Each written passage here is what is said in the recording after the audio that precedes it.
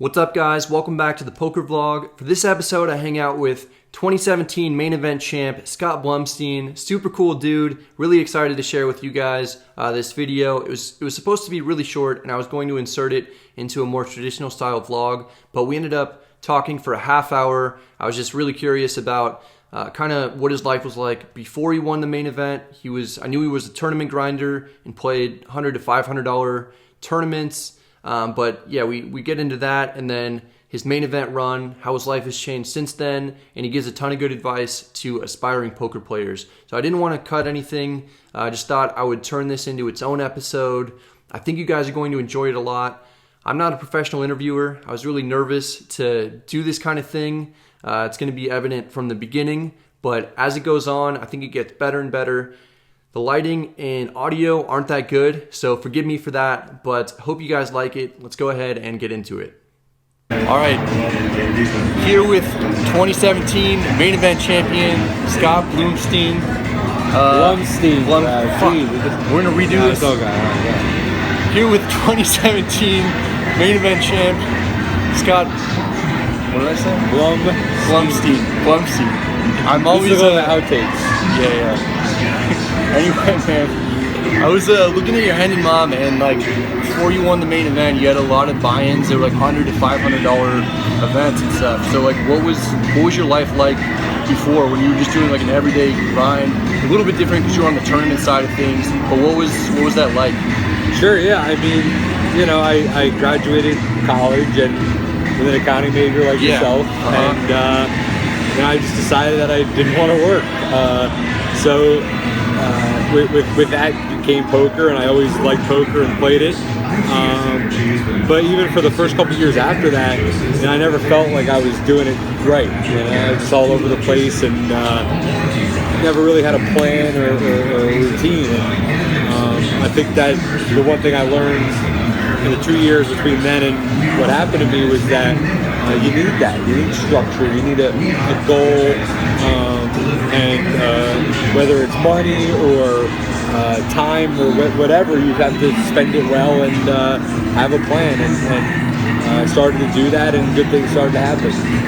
Yeah, so you won a tournament for like $200K. Was it 550 buy-in? Yeah, it was a 550 buy-in at Regatta. It was like 2,400 runners. You know, just another lottery that. Yeah, I mean, that was basically, you know, the first thing in my life that really moved the needle as far as poker goes. And there was a time in that tournament I had 5 big blinds on day 2 and got it in ace-10 versus ace-jack, and won that and started, you know, accumulating more chips and didn't really look back. So, you know, I think the key to tournament poker and success is the way to look at it is it's opportunity, and when you have the opportunity, when the cards go your way, when the luck is on your side, it's taking advantage of that, right? So, you know, a lot of people go, oh, well, you must have gotten lucky to win these big fields, and I'm not denying that. But I also, when the opportunity comes, when the cards, I didn't let other things, I didn't give the tournament away, right? There's times maybe you would win a tournament yourself, but you made a mistake. I mean, I wouldn't win a tournament myself. Oh, come on. But yeah, exactly. I mean, that's probably because you don't take advantage of the opportunities, you know? And I mean, I play like 8 to 10 tournaments a year. Right. You know, I mainly play cash. No, yeah. So, and a lot of them are like big field tournaments, where I play like WSOP events, for like $500 to $1,500 events, or something like that, where I don't even feel like I feel like I'm learning, like as I'm in the tournament, I'm like relearning all this stuff. I just don't play that many. Right. So I need to play like 5 or 6 of them in a row to kind of get in the zone. Cool. But like as a tourney grinder, you kind of like, you know exactly what you're going to do before you go into like every tournament, every situation that you're in, right? Yeah, kind of. I mean, that's the goal, is to know exactly what we're talking about. And I think that it's hard now because there's no online anymore. I mean, I credit a lot of my success to New Jersey, where, you know, even though the tournaments aren't big, you can play a couple a night, 3 or 4, and the repetition really allows you to kind of learn. And it's tough now playing live because, like you said, you only get, you know, when you're cash grinding and doing this, where do you get the time to play tournaments? So it's difficult, but You know, practice makes perfect, and you know, you just got to kind of capitalize on your chances that you get. So, tell us a little bit about. So you have a big score for about 200K when you're 24. What happened in between that and then the next year when you won the main event? So yeah, I mean, I'm human, right? I'm a 24-year-old kid who, you know, didn't want to get a job. So over 3 years, I just was able to pay my rent or live at home or just kind of get by, and you know, that was fine because the goal of not working was happening. So I finally come across a little bit of money for the first time, and yeah, it's tough. You know, it's really tough to make the right decisions with money. People underestimate just how hard it is to be successful in life, right? And you know, I still don't. I now that I've gotten this second opportunity, I feel like I'm learning in that aspect too. But yeah, I mean, I probably didn't make the best decisions in that time frame, and it's quite difficult. But you know, if you're out there at home watching this and you already are in a position where you're smart with your money and you're smart with your bankroll, and you know, you're going in the right direction, that's everything. I think that's the key, and you just got, you know, you can't deal with variance. You can't, like, that's the one thing we all learn from poker, is that lucky things are going to happen and they're not going to happen. But you just got to keep trudging forward and hope that good things happen to you, and that's, I think, the mindset you need. Yeah, for sure. Did you feel like coming into, I'll talk a little bit about the main event, because I think, you know, some people want it. I heard you won it. And is it weird being like a chip leader coming in the final table, or like you feel like added pressure like every day just coming in with the most amount of chips? A little bit. Like how, like for me, I don't know how I would just deal with, you know, 7,221 people or whatever. So the truth is that the best way I handled it was to not even think about it. Yeah, I don't. It's hard talking about it because it's hard to quantify things like this. It really is, because so much of life is about the act, is about doing it, and you know, I didn't even know I had it in myself to do what I did. Right, that's the scary part. But because I was just focused and determined, and everything just kept happening. And in the moment, you just can't think. Like, I didn't have any outside perspective looking in. I just was in the moment and wasn't going to worry about anything other than what was happening at that exact period of time. Yeah. And the pressure didn't get to me because I didn't have any pressure, because nothing like that crossed my mind. Yeah, it's pretty funny. I was watching the replay of the last hand, you know, and you see Dan Ott tank for like 2.5 minutes before he finally makes that final call, you know? Like, what's going on in your head, like, while you're waiting for that decision? Well, for starters, I knew I was beat. That wasn't fun. Like, yeah, obviously, like, he's got to have like a mid-pocket pair. Yeah, like, he's got something better. Right, yeah. Like, I was maybe king queen. He's like, you know, has to think about it. But I definitely didn't think that I was in great shape. And before that, I had he had I limped already. Okay, and there was a problem with the cameras. They went on break for a little bit. It was like about a minute and a half. I was sitting there with my big blind in there. He might have actually raised already, and then a delay happened. Whatever it was crazy. There was something going on. I had to sit there, and I just kept telling myself, all right, I'm going to go all in when they tell me to act. And I said all in, and he started thinking, and you know, I was like, oh, he's probably got something good here. And so are you in your head being like, don't fucking pull. Don't pull. I kinda. I mean, I was hoping he folded. But the funny part is like, after 7 days of poker, then 2 days rest, where it wasn't even rest. I had to go do media stuff and you know, prepare, and it didn't feel like rest. Yeah. And then 3 more full day nights of poker. I mean, that's a lot, and I was drained. And I think a lot of it was I just was like tired, and you know, I think that I just kind of didn't really care. Like I cared. It's pretty funny to like watch the replay of that hand.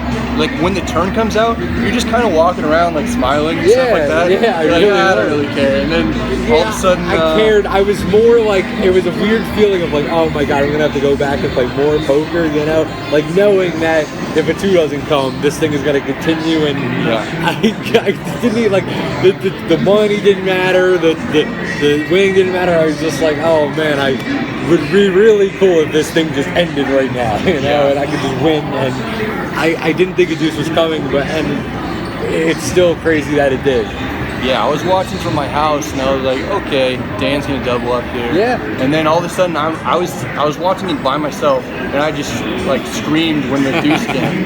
I was like, oh my god, that's the sickest river ever to win the main event when you're 7% to hit that. I always tell people that, like, you know, in that exact scenario, with 3 people left, I called off with ace queen, remember? I could have gotten a double KO to win the tournament right there, which would have been an awesome way to win the tournament.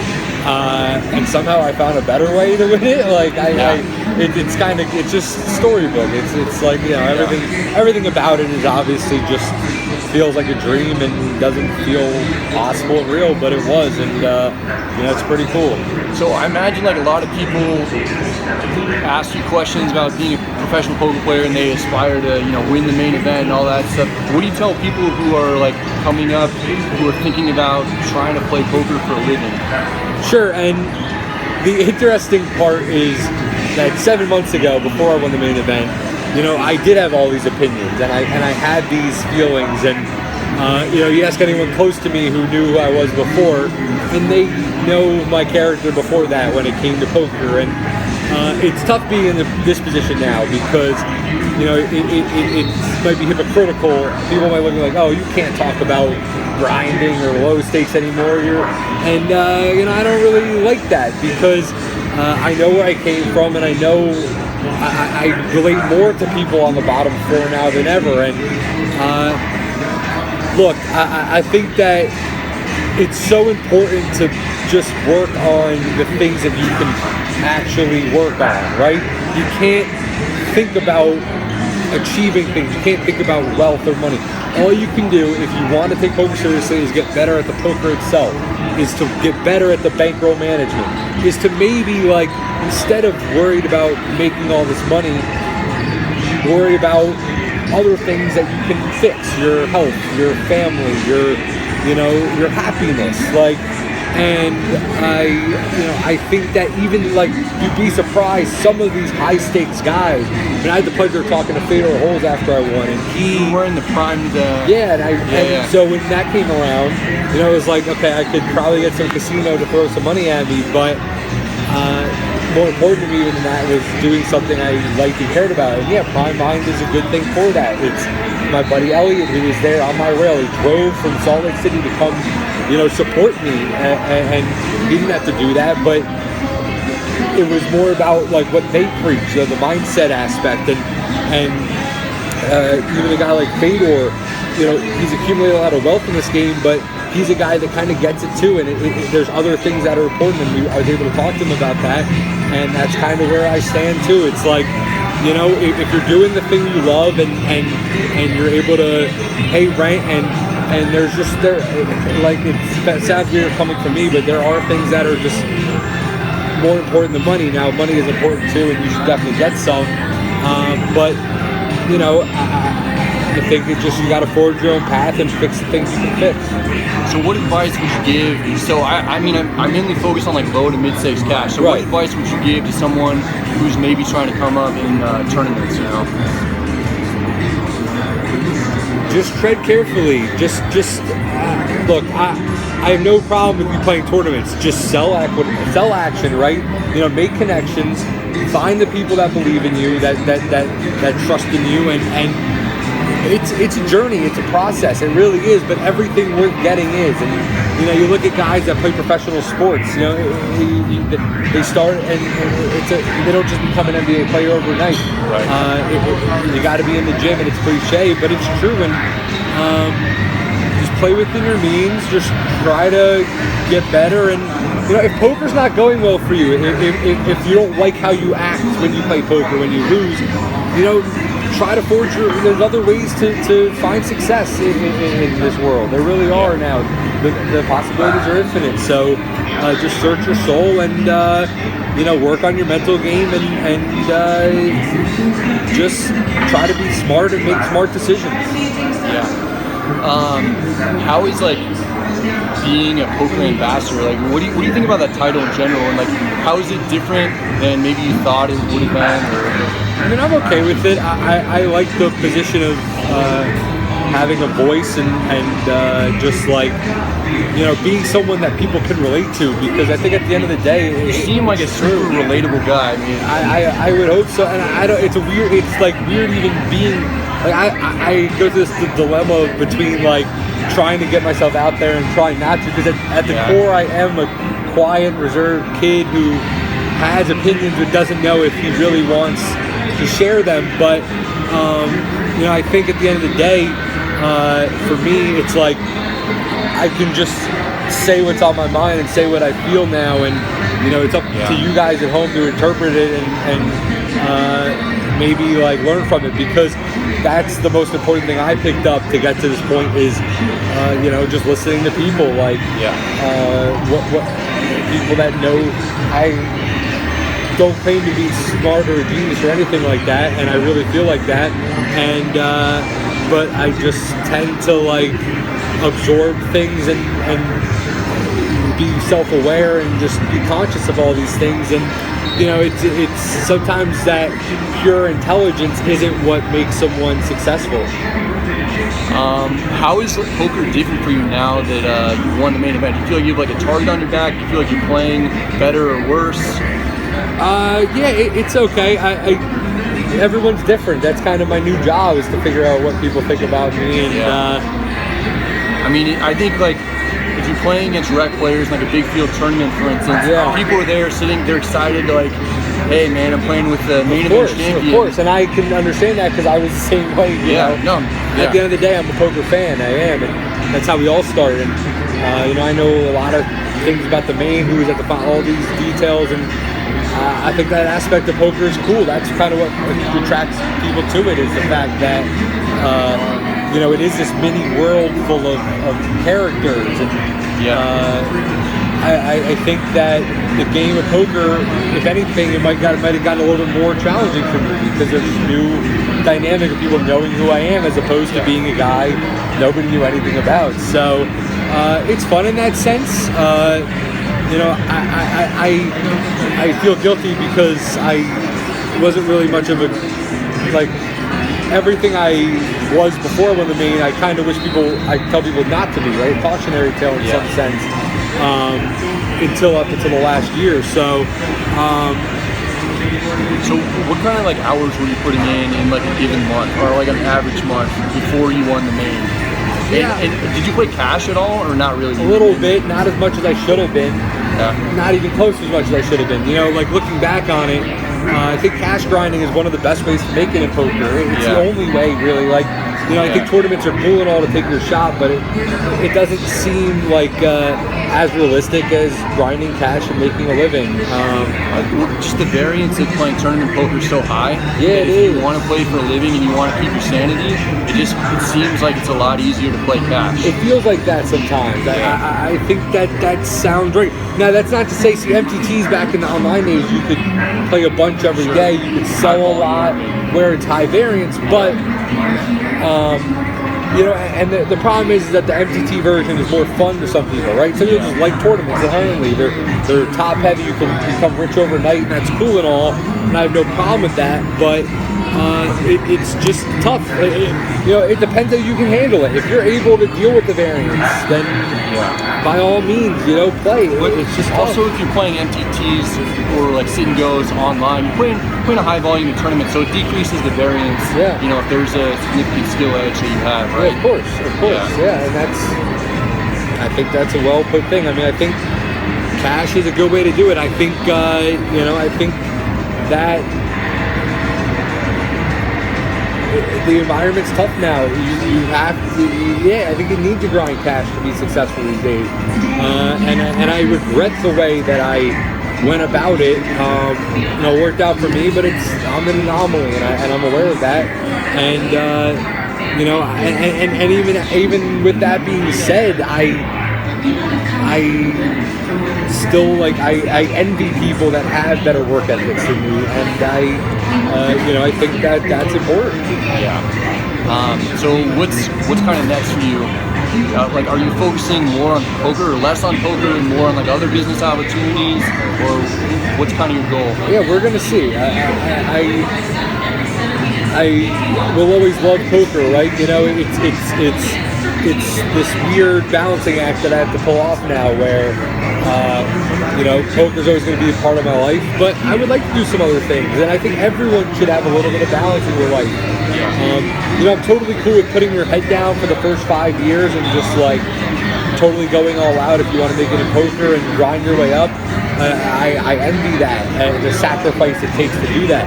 But if you don't have a goal you're working towards where you then start to have some diversity, I think you're doing it wrong, because I think there's just a lot of ways to entertain yourself and be happy, and you should take advantage of all of them. Are you one of those guys who, now that you've won the main event, I mean, it's hard to top that, obviously, Right. Are you one of those guys who is going to be bracelet hunting a lot, or are you, what's your goal in poker?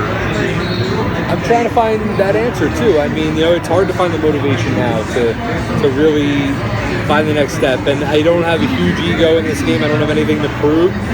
I know how hard the game is, right? I think that if you're not telling yourself that the game is hard, you're just lying to yourself. And because of all that, I think that the smart decision to do is to be careful with poker, is to walk this line of how often do I want to play? What stakes do I want to play? Who do I want to play with? And all those decisions are tough and would factor into what the next step is for you. How'd your family feel about you playing poker for a living? You get a degree in accounting, and as did I, and I thought I was really going the safest route possible. Sure. And my family, certainly, they thought I was on that track, and I'm sure kind of a similar thing with you. So how did you bring it up to them that you wanted to play poker for a living? Yeah, I mean, I feel very lucky in that aspect. I know a lot of people don't have the luxury I had of having parents who were,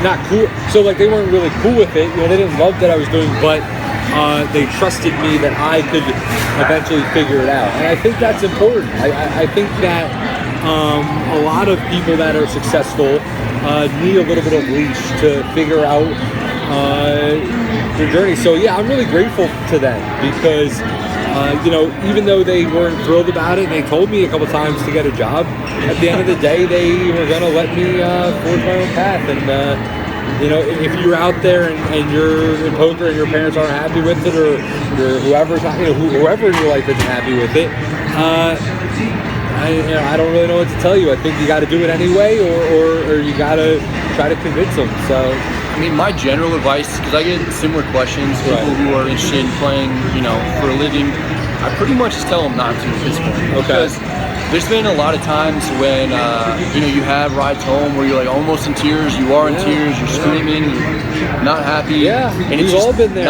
There's so much downside for a lot of people before things start to get better. Yeah. And people don't necessarily see your story before you win the main event, or before you win that tournament for $200K or whatever, and they just see these positive results, and they think that's how poker works.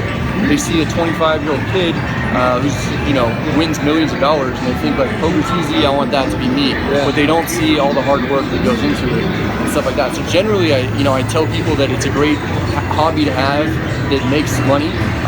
Sure. I don't know if I see poker becoming more profitable in the future. Yeah.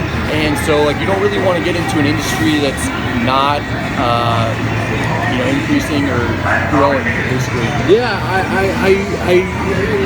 It's tough, man. It is tough. And I think the people that stick around, despite me telling them not to, are the people that might have enough drive to stick with it. Basically. Right, and that's the thing. And that's the cool part is don't listen to Brad, right? Like, you don't have to listen to Brad. He's just giving friendly advice. I mean, that's my parents and everyone. They're like, you can't play poker for a living. Right. I wanted to, and now I'm like. And if I had listened to the people that told me that, then I wouldn't be here. Yeah. So that's the problem. Like, there's no right or wrong answer to any of this. There really isn't. You know, it's a case by case basis. I will say this: if everything in your life is good, but poker, then you should look for something else, right? Because then it's like, if poker is the only negative thing bringing you down, if you have a significant other, if you have a pets, you know, if you have all this other stuff going for you, and you're rich in that sense, then I would suggest maybe finding another job that you like that will add to your happiness, right? By the way, did you have were there any chicks that you thought were hot in high school that maybe they didn't give you the time of day, and then you win the main event, and they're texting you, they're hitting you up now? That's not, we don't, come on, it can't be disclosing that information. But look, I mean, it's definitely been a cool ride in that sense, you know, like, whether it's girls or whoever, like, just people, you know, becoming important, like, overnight is a weird feeling, and I'm just trying to take advantage of it to the max, and that's why, like, you know, you look at me and everyone's like, oh, your life has to be so great. Well, I got shit to fix myself, right? You know, I got a weight loss journey that I'm about to go on that I'm excited about, and I want to take advantage of that because, you know, like, there's different layers of money can't buy happiness. Sure, you might, if everything else in your life is good and you're happy, then it could buy happiness. But you know, I think a lot of people fail to understand that you know, you should definitely dedicate some time towards accumulating money. But if you can pay your bills and you can do a hobby you like, then you know, there's always that. Yeah. So you mentioned the weight loss thing a little bit. You've got a film crew here with you, and maybe you're gonna possibly document the weight loss thing. That'd be really cool. I think a lot of people would be interested in seeing that. Yeah, we're thinking about it. You know, I'm so so for the 2 months before, the month before I won the main event, I was in my room back in New Jersey, you know, scheming of ways to kind of make it in poker without the poker, right? Because poker wasn't going that great. So I was thinking of, you know, I always came back to content, which is what you do. And I tried Twitch streaming for 2 weeks, got about 20 viewers a night, 20 to 40, mostly just friends, you know, and I didn't get anyone new.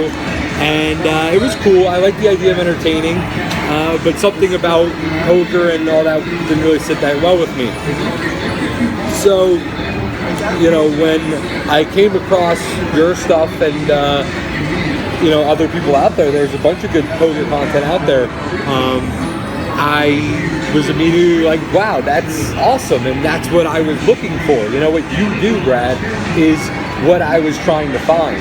So I give you a lot of credit for actually going out and doing it, because for a while I was all talk. You know, I could have started my own blog then, before I won the tournament, but I didn't. And you know, and if I had busted the main and came home, and I don't know if I ever would have found the answer, which is what I was looking for, which I think is what you're doing. So yeah, I'd like to get in the content game possibly. I'm thinking about it, and you know, I think you should keep up with what you're doing, because this is great for poker. And you know, you guys at home, you have a really wise voice, someone who's been around for a while, and you should definitely listen to him. And if he can influence you, then that's pretty cool. Thanks, man. Yeah, I one thing that I'm always like really curious about is like just people's stories in poker. You know? Sure. Like, the first thing when I talk to somebody who plays poker for a living, I'm like, how did you get started? And like, what's your background? You play live, online, all that stuff. Right. So there's so much room. I think everyone has like a really unique story, and there's so much room in the blog space for anybody to kind of like get their story out there. Of course. And so if you contributed to that, I think that would be awesome, especially with how someone who's won the main event, and you know how your life is different after that, and you can allow people the chance to get to know you, you know, see how your life was before a little bit, and all that stuff. So I think that'd be really cool if you first started. Do you have any haters? Oh yeah. Are there haters? I mean, it's there's just comments that you get where like that's kind of an interesting thing to deal with. Okay. Where like a lot of times if they're like misspelled words and stuff, just brush that off. Right. Just be like, oh my god, this guy's just like not that intelligent. But every once in a while, you get like a well-written one with like a hint of truth in the comments and stuff like that. Sure. And you'd be a fool not to maybe even like listen to them. Sure. Yeah. But you're like, man, that one hurts a little bit. Yeah. They do. They hurt. But I'm sure you've gotten that too as a main event. Of course. You're a public figure now. Of course. And so like, and that's comes with the territory for sure. I think that, and I wonder if you went through this too, it's like, putting yourself out there is tough. There's a lot of people that might look down upon it, that, but you got to fight through it and realize what you're doing is, as long as you care about, like a lot of people are so worried about what other people think about them and their stuff. I kind of fall into that boat a little bit. Like, I'm not like, impervious to that kind of stuff and that kind of criticism. Okay. But like you for sure grow like thick skin quickly, or you quit. Right. Because when you put yourself out there, you expose yourself to what anyone wants to say about you. Right. People can make up stuff. And, And even if 30% are fans and 70% are haters, that's still 30%. Like a lot of people. Yeah, it's not quite that bad. I'm going to extremes, but. Even if it's not that bad, then it's still like there's still positivity that you didn't want. Yeah, it's mainly positive stuff, but the thing is, it's like the positive stuff doesn't necessarily resonate as much as the negative things, Right. So you gotta have to like kind of try to remember the good things that people say, Sure. And just consider the bad things, but let it roll off your back a little bit too. Right. Is there anything else? Any closing remarks, man? No, I think that's it. Just keep watching the show and looking forward to what you come up with in the future. Cool, man. Thanks a lot for coming on. Yeah, no problem, buddy.